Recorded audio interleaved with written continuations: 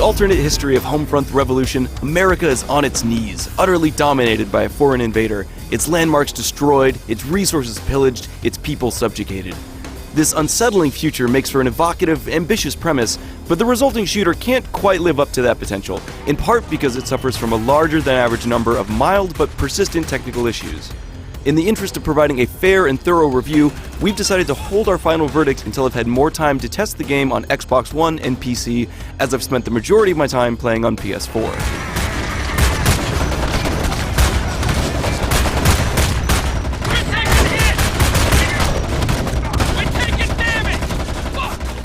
To be clear, Homefront never once crashed on me. My save data was never corrupt, my system never locked up, nothing that drastic. However, every single time the game autosaved, which happens constantly during the campaign, the screen would freeze for a solid 2 seconds. During several of the more chaotic moments, the frame rate struggled to keep up, occasionally slowing all the way to a sputter. More than once, all the audio besides the character's dialogue cut out entirely. And along the way, I noticed dozens of smaller issues, like my character's hand clipping through a door every time a particular animation played. None of these issues rendered the game unplayable. In fact, I was generally able to look past these issues and appreciate everything Homefront does right. Its strongly story-driven single-player campaign, for example, manages to feel rich, substantial, and varied, with only a handful of tedious fetch quests padding out the proceedings. I was constantly thrown into new areas that not only looked fresh, but demanded new types of play as well.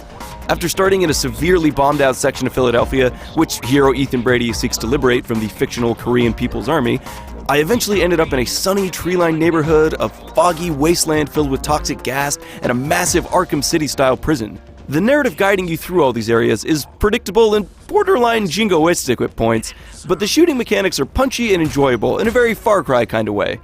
Every weapon in your customizable arsenal delivers impactful hits that leave your enemies staggered and bleeding. Granted, these bad guys aren't the brightest bunch, but they're plenty threatening in large numbers, and they've got, like, unmanned tanks and security drones and these giant attack blimps. It's crazy. Homefront also offers stealth options, including the ability to distract and lure enemies with firecrackers, for example, but the results were often inconsistent. I was spotted through a wall more than once and found sprinting away from an enemy before his awareness meter fully filled was somehow less suspicious than crouching in the shadows just on the edge of his line of sight. And once your enemies are alerted, ending the alarm can easily devolve into a protracted and frustrating process since hiding spots are rare in certain areas.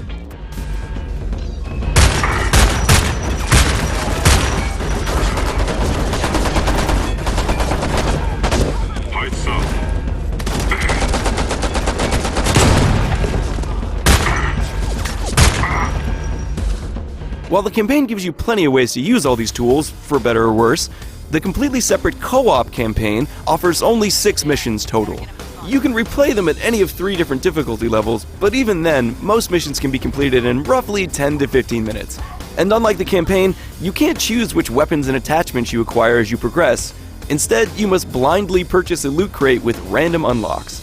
So far, that's proven frustrating and pointless, but I plan to spend more time in the co-op campaign as I test Homefront on PC and Xbox.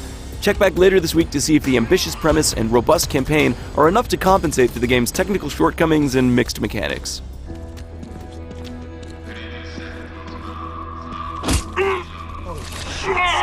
What are you thinking? You saved Oh, way to go, Brady. That'll help get people on our side.